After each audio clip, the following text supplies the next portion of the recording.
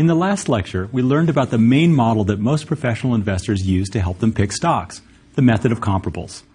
But remember, at the end of the lecture, I said that once we identify a company that looks good based on its PE or other ratios, we'll still want to get more information about it. We want to know as much as we can about that company, and especially how it creates value for its shareholders before we invest. A great way to get this additional information is to see what other stock pricing models can tell us about the value of that company. Other models can give us insights into a company that help explain why it looks undervalued, based on its valuation ratios. In other words, these models are sources of additional evidence that helps to confirm or contradict the story that the method of comparables is telling us. If all the information we gather tells a consistent story saying that a company is creating a lot of value, then we can feel a lot more confident that it's really a good investment. So with this in mind, let's introduce our next big stock pricing model. It's called the Dividend Discount Model, or DDM for short. The DDM is a fundamentals-based model. And what does that mean? Well, fundamentals-based models rest on two simple ideas. First, the price of any investment should depend only on the cash that it's going to pay you. And second, cash paid to you in the future is worth less to you than cash you receive now. Any cash promised to you in the future has to be discounted, that is, reduced in value, to reflect the fact that if you would have received the cash today, you could have invested it and earned some kind of positive return on it. Because of their focus on cash and discounting, fundamentals-based models are also called discounted cash flow, or DCF models. Well, what does a fundamentals-based or discounted cash flow model say specifically about the value of a stock? Well, the cash flows that investors receive from stock are the dividends. So fundamentals-based models of stock prices say that the current price of a share of stock is equal to the present discounted value of the sum of all its future dividends. Now, all future dividends sounds like a whole lot of dividends, and it is. Technically, it's an infinite number of future dividends. So this sounds like it might be a complicated, if not impossible task to find the present discounted value of all these dividends. You know, actually, there's a surprisingly simple formula for the present value of the sum of all future dividends. It's D divided by the quantity R minus G, where D is next year's dividend, R is the expected rate of return on the stock, and G is the growth rate of the dividend. This formula is called the dividend discount model. When you hear someone say that they're using a fundamentals-based model to value a stock, this formula should pop into your head. There are other fundamentals-based stock pricing models, but this one is the simplest and by far the most common. The main assumption that this model makes is that companies try to make their dividends grow at a low, constant rate. In reality, dividends don't necessarily grow at a constant rate, but we can think that the little g in the formula represents the long-run average growth rate of the dividend. So g is a small number, like 3% per year, though of course it can be higher. If you look at the formula carefully, you can see immediately that we need to make one more assumption. In order to get a sensible number from the DDM, we have to assume that G, the dividend growth rate, is less than R, the expected return on the stock. If G is greater than R, then we get an absurd result from the formula. In that case, not only does the formula imply a negative price for the stock, which is silly, but a negative value in this case would be the exact opposite of the true value. If a firm's dividend did grow at a rate faster than the expected rate of return on the stock, then the present value of all the future dividends would literally be infinity.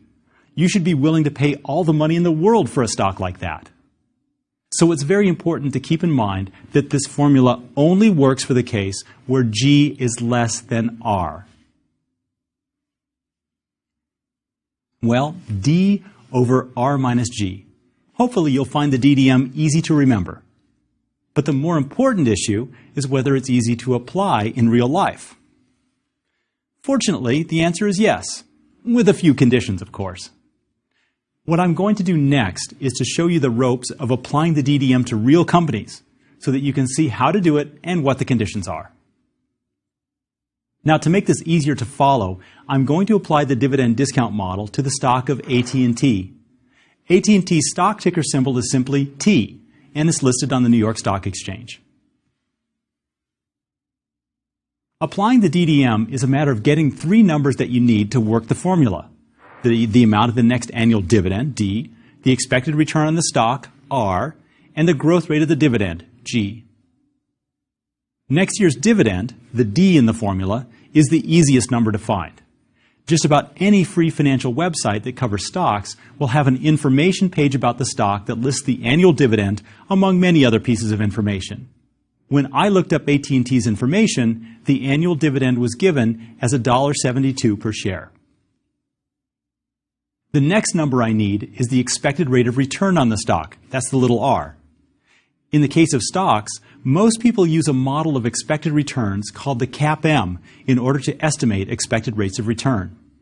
CAPM is an acronym that stands for Capital Asset Pricing Model. Even though many people don't believe the CAPM is true or accurate, most people still use the CAPM as if it were. Interestingly, the reason why people who don't believe the CAPM is true still want to use it is that they probably want to know what everyone else is thinking, so that they can know the prices that other traders have in mind. Either way, when you look on most free financial websites, you'll find the information you need to use the CAPM to estimate a discount rate for a stock. Now, the number you need in order to use the CAPM is called beta, and indeed most financial websites will list the stock's beta. Beta is a measure of the riskiness or return variation on a stock. And in fact, it's supposed to be the number of units of risk in the stock, where 1 unit of risk is equivalent to the amount of risk or return variation in the overall stock market. According to the CAPM, the expected return on a stock rises about 7% for every unit of risk it contains. And if a stock has 0 units of risk, then it's risk-free and should earn the risk-free rate of return. The risk-free rate is the rate of return that human beings demand simply because they're impatient and need to be compensated for waiting for a loan to be paid back, even if it's a sure thing that the loan will be repaid. We usually use the rate of return earned on government bonds as a measure of the risk-free rate, because they're about as close to risk-free as any asset gets.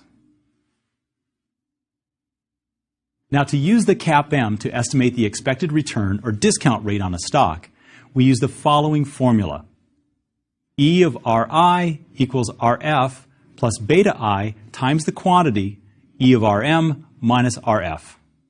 Now, in the formula, E of Ri is the expected return of the asset that we want to find. The Rf is the risk-free rate, which we usually take to be the return on a 10-year Treasury bond. I've explained what the beta is, and then the final term in the brackets is the difference between the expected return on the entire market and the risk-free rate. This is called the market risk premium, and it's also called the compensation for bearing 1 unit of risk. In other words, that's that 7% I just mentioned. So we take 7% for the market risk premium, and we find the beta from the financial website. For AT&T, the beta I found was 0.52, which means that there's just over half a unit of risk in AT&T stock. That just leaves the risk-free rate. Here, there's a bit of a judgment call to make. We could just take the current market rate on the 10-year Treasury bond, but this rate does fluctuate, and sometimes it takes on levels that are much higher and much lower than normal. A normal rate for the 10-year Treasury rate, based on decades of experience, seems to be around 4 to 6%. I'll use 4% for the risk-free rate in my calculations. So when I plug all my numbers into the CAPM expected return formula, I get that E of Ri is equal to 0.04 plus 0.52 times 0.07, which is equal to 0.0764. Therefore, my expected return on AT&T stock is 7.64%. As I've mentioned a couple of times already, we can also interpret this as the discount rate used to find the present value of the dividends. Well, we found numbers for the dividend and the discount rate, so this just leaves G. And now the fun really begins. You see, G is supposed to be the average long-term growth rate of dividends on the stock from here until, well, eternity. How do we find that number? Well, there are lots of ways we could do it, but I'll show you the 3 ways that I think make the most sense. I want to show you 3 different ways to estimate G because they capture different ways of thinking about where the growth of the firm comes from. And frankly, at any given time, these different ways may lead to very different price estimates, or only one estimate of G may give you a sensible answer for the price of the stock. Let's try the simplest thing you can think of to estimate the long-term average growth rate of dividends. Well, besides a pure guess. You'd probably want to look at past dividend growth and see what it looked like, and use that as your estimate. That's perfectly fine. And in fact, on most financial websites, you can find a link to statistics on the dividends that a firm pays. And one of the statistics most sites list is the average dividend growth rate over the past 5 years. On the site that I looked at, the average dividend growth rate for AT&T over the past 5 years was 5.39%. Before we move on, let's see what kind of price this implies for AT&T. To remind ourselves, the dividend is $1.72, the discount rate is 7.64%, and the growth rate of the dividend is 5.39%. The growth rate of dividends is less than the discount rate, so the price estimate won't be absurd. Plugging in the numbers, we get that D over R minus G is equal to $1.72 divided by the quantity 0.0764 minus 0.0539, which gives us $76.44. In other words, the DDM suggests that a share of AT&T should be priced at $76.44, assuming that the historical growth rate of dividends will continue into the indefinite future. In the interest of time, I'll move on to the other methods of estimating G, and then we can compare outcomes. The first method of estimating G used past data, and so we could call it backward-looking. Can we find a forward-looking estimate of G that tries to project growth into the future? Well, sure. There are lots of people whose job it is to forecast all kinds of information about companies into the future. These are stock analysts, and one of the main things that they do is forecast the earnings of a company. They forecast both the dollar value of earnings as well as the growth rate of earnings, and over short-run as well as long-run horizons. So let's use these analyst forecasts somehow. Now, you may be wondering why we can use earnings growth rate forecasts as an estimate of the growth rate of dividends. Well, it turns out that one of the implications of the dividend discount model is that both earnings per share and dividends grow at that same rate, G. I'll show you why this is the case later, but for now, we can assume that the dividend growth rate will be the same as the growth rate of earnings per share, or EPS.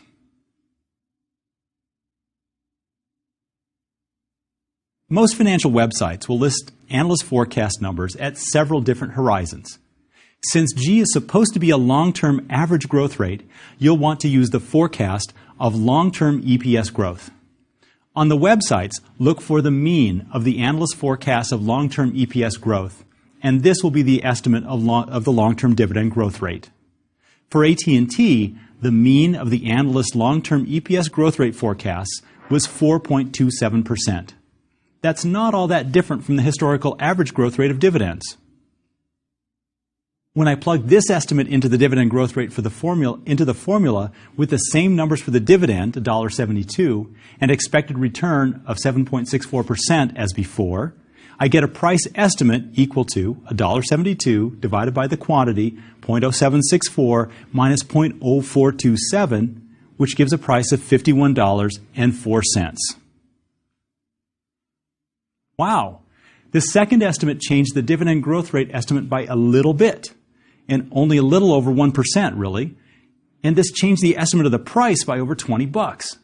This illustrates one of the main complaints about the DDM.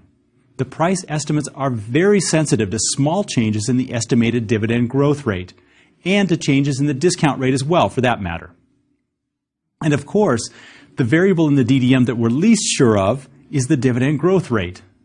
So this uncertainty about the actual rate of dividend growth leads to a very large amount of uncertainty about the correct price of the stock. We're not through estimating the dividend growth rate, though. There's one more method of estimating it, which depends on accounting data. This method actually gets us to think about where the company's growth comes from. If you recall my earlier lecture about stocks, then you might remember that we learned a little bit about this already. In that lecture, I explained that corporations are under no obligation to pay out their earnings as dividends. If they want to, they can retain their earnings and reinvest them into new projects. It's this process of reinvesting earnings into new projects that creates growth for the firm. So the third method of estimating G assigns some numbers to this reinvestment process. In the previous lecture on financial statement analysis, we learned that some of the terminology and ratios that help us understand this method of estimating the growth of dividends. When a company retains $1 of earnings, this dollar is added to assets, but no liabilities are added. Therefore, this adds $1 to the equity of the company. You may remember from the lecture on financial statement analysis that we learned how total equity was both assets minus liabilities, as well as the sum total of all paid-in capital and retained earnings over the entire history of the company. When $1 is added to equity, what does the company earn from this extra $1? Well, we learned the answer in the previous lecture. It earns the return on equity, or ROE. Most free financial websites will report the ROE of a company, often in several places so it's easy to find. So if a company takes all of its earnings and reinvests 100% of EPS back into the company, then net earnings and EPS will grow at a rate given by ROE. But in reality, only a part of EPS is reinvested. The rest is paid out to the shareholders as dividends. Analysts refer to the fraction of EPS paid out to shareholders as the payout ratio, and they refer to the share of EPS that is reinvested in the company as the plowback ratio. Plowback ratio because it's plowed back into the firm. The plowback ratio is given by EPS minus D over EPS, or 1 minus the ratio of dividends to EPS. The payout ratio, of course, would then be dividends over EPS, so that the payout ratio and the plowback ratio sum to 1. The fraction of EPS that is reinvested into the company makes net earnings grow at a rate given by ROE, but the fraction of EPS that is paid out doesn't cause any earnings growth for the company at all. So we can form a weighted average to find the implied growth rate of net earnings. Here's the equation. G is equal to plowback ratio times ROE plus payout ratio times 0. And of course, we drop the term that is 0 and simply say that the growth rate of net earnings is equal to the plowback ratio times ROE. But what about dividend growth? Well, we're almost there. If we assume that companies maintain a constant plowback ratio, then dividends will grow at the same rate as net earnings and EPS. This is important, so let me show you how it works. For example, let's say that the plowback ratio is fixed at 1/3 of EPS, and EPS is equal to $3. So $1 is plowed back into the company, and $2 per share are paid out as dividends. Now let EPS grow by 10% to $3.30. With a fixed plowback ratio of 1/3, the company reinvests $1.10 and pays out the remaining $2.20 as dividends. So the fixed plowback ratio means that the EPS growth rate of 10% is going to be the growth rate of dividends as well. Whew. Now you can understand better why it was okay to use the EPS growth rate forecast to estimate G, the growth rate of dividends. As long as we assume that the plowback ratio stays the same, dividends will grow at the same rate as earnings, which, as we've learned, is given by plowback times ROE. Actually, just to draw one more connection here that you may find useful, the DDM not only implies that dividends and earnings grow at the same rate, but the price of the stock does too. That is, the price of the stock will also grow at rate G according to the dividend discount model. That's because the price of the shares is proportional to the dividend, and the dividend grows at rate G, so the price of the stock must grow at rate G as well. This means that G is the rate of capital gains you should expect to receive each year on your stock if the DDM is correct. So I always tell my students that in the dividend discount model, everything grows at rate G: earnings, dividends, and the stock price. But let's get back to our price estimate using these accounting numbers. So remember that G is equal to the plowback ratio times ROE, where the plowback ratio is 1 minus the ratio of dividends over EPS. Therefore, we need three numbers to implement this estimate of G: the dividend, some measure of ROE, and EPS. As I mentioned a minute ago, many free financial sites carry all these numbers. So let's take a look at AT&T once again and see what this method of applying the DDM has to say about AT&T's price. Now, the EPS forecast I found for AT&T was $2.38, which together with the dividend of $1.72 implies that the plowback ratio is 1 minus $1.72 over $2.38, which equals 27.23%. The ROE was 12.39%. So when I take the plowback ratio times ROE, I find that the estimate of G is 0.2723 times 0.1239, which gives 3.44%. This gives an even lower estimate of price than the other two methods. When we plug this G into the DDM formula, we get that the price is equal to D over R minus G, $1.72, over the difference between 0.0764 and 0.0344, which gives us $40.91. Now we've gone through a basic DDM analysis and showed how to use all three methods of estimating the dividend growth rate to implement this valuation model. What have we seen so far?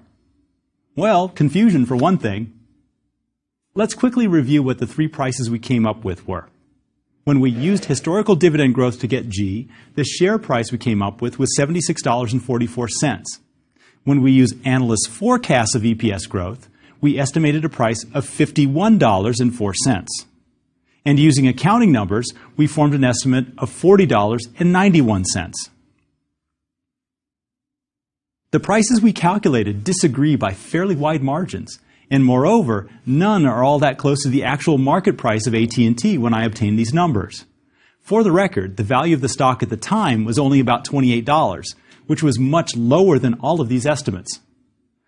I mentioned part of the reason for this disagreement, which is that the DDM's prices are very sensitive to small changes in the discount rate and the dividend growth rate estimates. But another part of the problem comes from conceptual shortcomings in all three methods. First, let's start with historic dividends. These numbers on past dividend growth don't tell us anything about why dividends were growing the way that they did. So we have no idea whether the company can sustain this growth rate or whether it even intends to maintain it into the future. Next, let's think about analysts' forecast of future EPS growth. Although stock analysts have access to much better data than the typical individual investor does, and although it's literally their job to forecast how a company will perform into the future, there's a big problem that offsets these advantages. Stock analysts are notoriously biased in the positive direction. It's been well documented that analysts' buy recommendations outnumber their sell recommendations by a huge margin, and that analysts typically overstate the future growth of the companies that they follow. Now, as an economist, all I can say is that it must be in their best interest to do so, because these people are generally pretty smart and pretty well informed. And if you look carefully, you'll discover a lot of possible incentives for analysts to be biased, ranging from their own compensation packages to maintaining a good working relationship with the firms that they follow. And finally, the accounting method of finding G also has its problems. The main problem with this method is that both the plowback ratio and a company's ROE are subject to change. And as they change, the estimated growth rate of dividends will change. In addition, numbers like ROE are summary statistics that just don't tell us what we really want to know about a company. What we really want to know are the actual projects that the company hopes to use to create the dividend growth in the future. Specific information about a company's plans, which they do share with the rest of the world, is what you need in addition to get the information you want in the DDM. For example, let's think about the case of AT&T for a moment. I mentioned that the DDM estimates not only disagreed, but they overstated the current market price of AT&T by quite a bit. Well, at the time I gathered the numbers that I showed you, AT&T had just received some bad news about a major investment project. AT&T had offered to buy T-Mobile's American Wireless Communications business, and the offer was accepted. This is a huge project for AT&T that could reshape the entire U.S. communications market into a two-company market, which would mean good things for AT&T's future profits. But the U.S. Department of Justice blocked the acquisition, which at the very least would mean that the entire deal would have to be scaled back. It could even mean that the deal is off. If you knew these facts about AT&T, then you're in a much better position to use the information from the dividend discount model. For example, you may believe that the company will be able to go through with its acquisition and sustain a dividend growth rate close to the ones that are implied by its plowback ratio or previous dividend growth rates. If you really think this is the case, then you'd think that at its current low price, AT&T is a great buy. Of course, the market must not be thinking that AT&T will be able to support the dividend growth rates we calculated because it's assigning a low price to the stock. So in order to profit from buying AT&T, not only do you have to be smarter than the market also has to change its mind eventually and come to agree with you. So all three ways of estimating the growth rate of dividends for the dividend discount model have some serious issues that make the estimates seem less reliable than we'd like them to be. In addition to these problems, there's an even larger practical problem with the DDM, which I mentioned earlier in this lecture. Often, you can't apply the dividend discount model at all. One reason for this is that many companies simply don't pay dividends. Well, this problem is actually easier to deal with than you might think. You may remember from the lecture on financial statement analysis that I discussed an alternative measure of earnings called free cash flow. Free cash flow is the cash that could be paid out to the shareholders as dividends. Many analysts use free cash flow per share in terms of the dividend in the dividend discount model, and you can use this method as well. Another reason why we can't apply the DDM is that many times G will be greater than R. This condition implies that the company is worth an infinite amount if the dividend continues to grow this quickly forever. But there's the problem. The assumption of constant dividend growth. Usually, firms that experience very high dividend growth can't sustain it for long periods of time, or at least not forever. Even the fastest growing startup companies eventually mature and slow down. Happens to all of us, I know. Now, relaxing the assumption that G stays constant can be done, but it requires more intensive math than we have time to get into. But when you encounter a stock that has G greater than R, you can still ask questions about why G is so high for the firm right now and how long you can expect the high growth period to last. The higher the growth is and the longer it lasts, the greater the potential value of the company. Despite all these criticisms of the dividend discount model, it really is doing something useful for us. It's focusing our attention on information about dividend growth and its sustainability, which are very good issues to look into.